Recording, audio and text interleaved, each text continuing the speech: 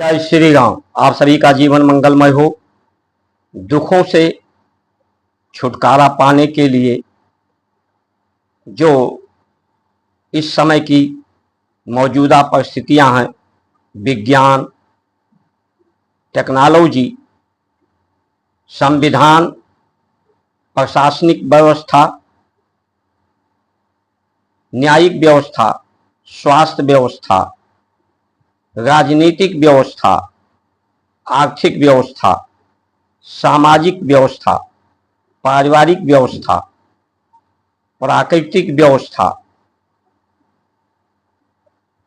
इन व्यवस्थाओं से दुख को पार पाने की लोग प्रयास कर रहे हैं, दिन रात कर रहे हैं, लेकिन दुख बढ़ता ही जा रहा है। बीमारियां बढ़ती जा रही हैं, बेरोजगारी बढ़ता जा रहा है, भ्रष्टाचार बढ़ता जा रहा है, महंगाई बढ़ता जा रहा है, आपस में लोगों की सामंजस्य नहीं है, विरोध बढ़ता जा रहा है, अन्याय बढ़ता जा रहा है, संतुष्टि तो कहीं देखने को मिलती नहीं। तो क्या ये प्रयास सार्थक है? जो ये आधुनिक प्रयास है, आधुनिक बनने का प्रयास है, भारत को आधुनिक बनाने का प्रयास है, अध्यात्म से पीछा छुड़ाने का प्रयास है, इसकी समीक्षा अवश्य करनी चाहिए।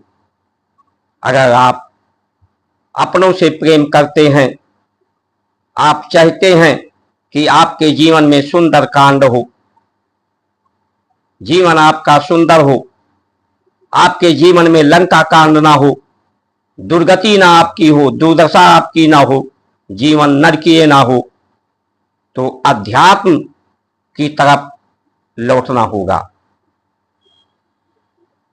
कृषि की का हम संध विच्छेद करें तो का प्लस ऋषि, कृषि यानी जो कृषि हमारी थी अध्यात्म के अनुरूप थी, ऋषि पद्धति से कृषि हमारी रही है। अध्यात्म की शक्ति सभी समस्याओं से, सभी दुखों से मुक्त करती है। राग, दोष, द्वेष, शोक, संताप, रोग, नशा, भय, भ्रम से मुक्त करने वाली है। और जब ये मुक्त होता है, परतंत्र में नहीं रहता, पराधीन में सुख सपनों नहीं, पराधीनता समाप्त होती है। जब स्वतंत्र होता है, स्वतंत्रता आती है, आजादी आती है, तभी जीवन में सुंदर कांड होता है, जीवन सुंदर होता है। तो ये जो आधुनिक लोग हैं, जिन्होंने शास्त्रों को पढ़ा नहीं, जाना नहीं, और शास्त्रों, हमारे शास्त्र धर्म का मूल वेद और वेदांत उपनिषद हैं, और उनका साथ हमारे सदग्रंथ हैं, लेकिन इसे जानने समझने के लिए विवेक की आवश्यकता है। बुद्धि के द्वारा इन्हें समझा नहीं जा सकता, जाना नहीं जा सकता। बिनु सत्संग विवेक न होई, राम कृपा बिन सुलभ न सोई। ये सत्य की संगति से विवेक होता है, और वो राम की कृपा से प्राप्त होती है। राम की कृपा क्या? राम की कृपा है, राम की कृपा है कि उन्होंने सुख सुविधा साधन को छोड़ा। राम का जीवन देखें तो दूसरों को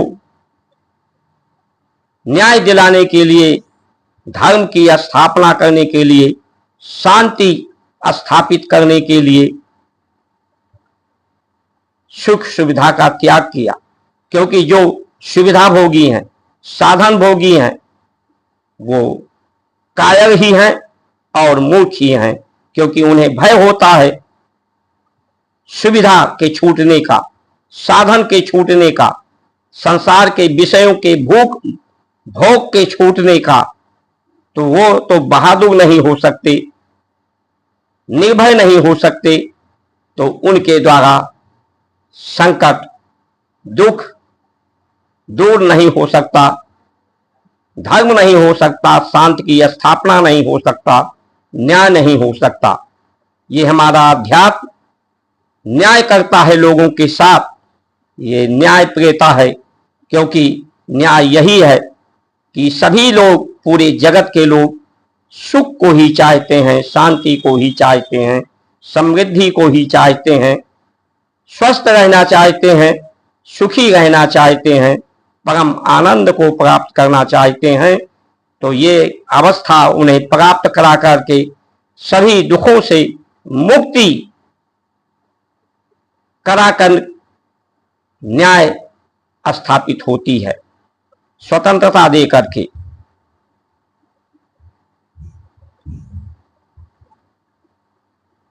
जामवंत के वचन सुहाए, हनुमंत हृदय अति भाए। जामवंत ने जो वचन सुहाए सुंदर, वो हनुमान जी को अति भाए। क्यों भाए? पवन तनय समेत बलवाना, बल विवेक बुद्धि विज्ञान निधाना। उनके अंदर बल है, बुद्धि है, विवेक है, का ज्ञान है। राम काज लीन अवतारा, भय तुरंत पर्वता कारा। तो जब बूढ़े जो बुजुर्गों ने हमारे सलाह दी है अध्यात्म का, वो उन्हीं के समझ में आता है जिसके अंदर बल हो, विवेक हो, विवेक का विज्ञान हो, का निधान हो, खजाना हो उनके पास, वही राम काज कर सकते हैं। ये गति जो संसार की गति है, गति से ही कर्म की गति है। ये गति जब प्राण की गति शरीर में समाप्त हो जाती है अंतिम समय में, तो शरीर पूर्ण रूप से शांत हो जाता है, जिसे लोग मृत्यु कहते हैं। मृत्यु हो जाने के बाद जिस घर को आपने बनाया है, जिसके लिए प्रयास किया है, उस घर में आपको एक दिन भी रहने नहीं दिया जाता, क्योंकि ये शरीर से बदबू निकलने लगती है, दुर्गंध, वायरस, कीटाणु पैदा हो जाते हैं, होने की संभावना होती है। इसलिए उसे मिट्टी के अंदर या तो दफन किया जाता है या चिता पर अग्नि के हवाले अग्निदाह किया जाता है अंतिम पवित्रता के लिए। इसीलिए ये जो प्राण की गति है, इसे अग्नि को सम रखें, और संसार की जो उत्पत्ति प्रकट का कारण है वो मंथन और मैथुन है। इस प्राण की गति को, ये शरीर एक पात्र है, साधन है सुख के धाम का, जिसमें प्राण की गति है। प्राण के रूप में परमात्मा चेतना के रूप में आपके अंदर विद्यमान है। उन्हें बाहर खोजने की आवश्यकता नहीं है। बाहर खोजे जाओगे तो दुनिया बहुत वृहद है, नहीं खोज पाओगे।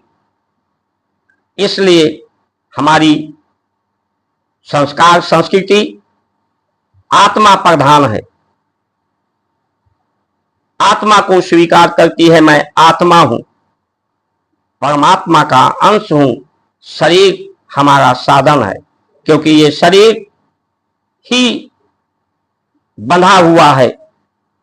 बच्चा पैदा होता है जब, तो जन्म जायते क्षुद्रा, संस्कारे द्वित्वा, वो पशु के समान होता है। पशु यानी पास, पास यानी बंधन, वो बंधन में होता है, उसके अंदर कुछ होता है।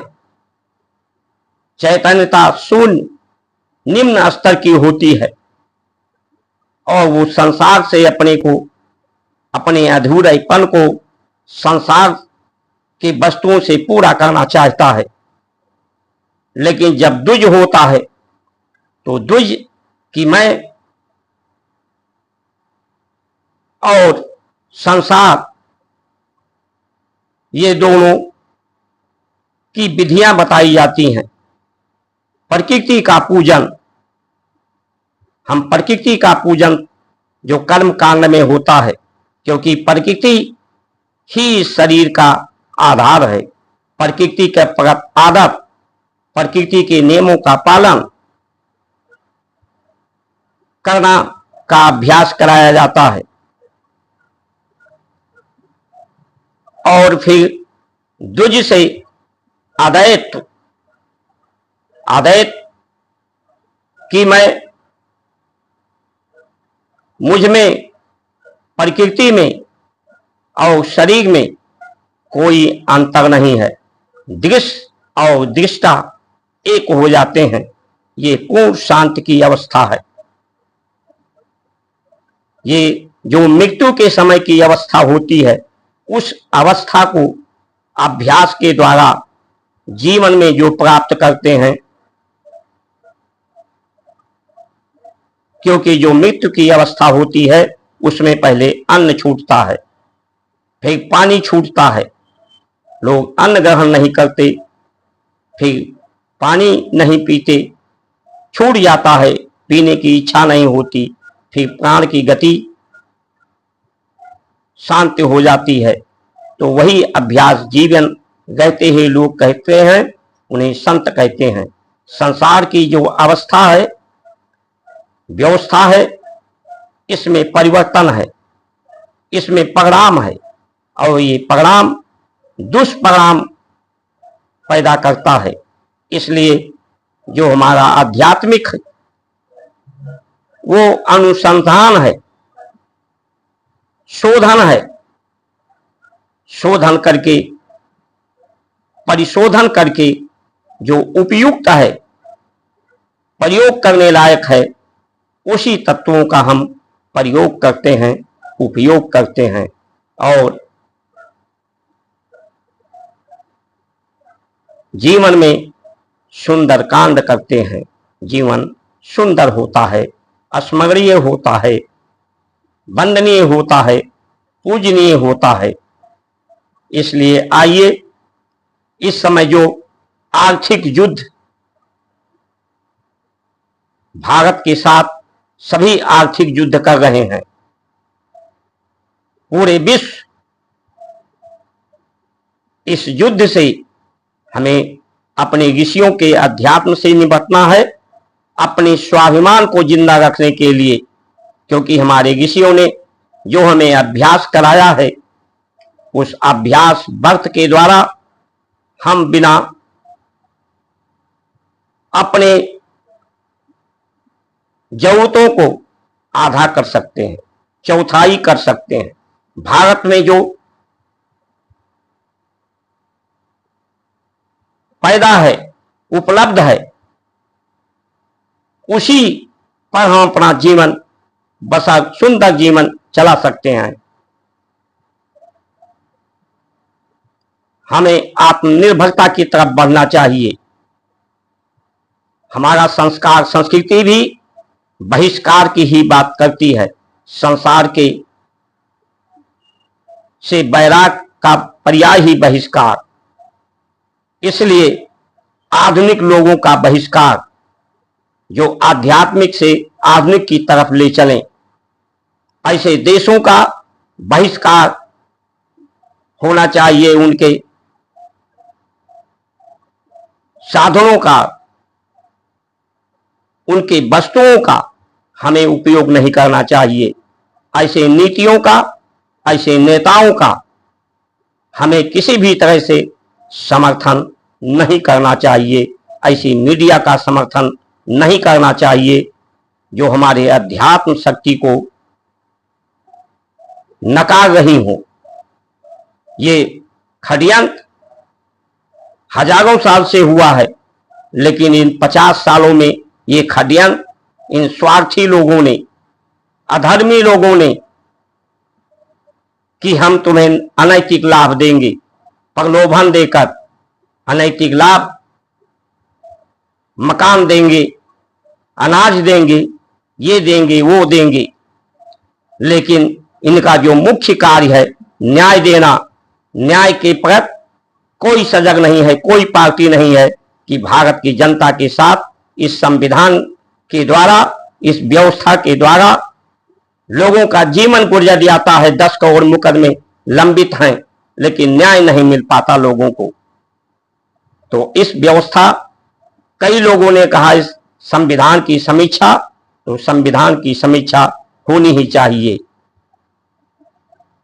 यह धर्म की मान्यता नहीं होनी चाहिए, जिस धर्म से शांति ना होती हो, संतुलन ना होता हो, सहयोग ना होता हो, प्रकृति सुंदर ना होती हो, धरती सुंदर ना होती हो, मनुष्य का जीवन सुंदर ना होता हो, ऐसे धर्म की मान्यता हमारे संविधान से समाप्त होनी चाहिए।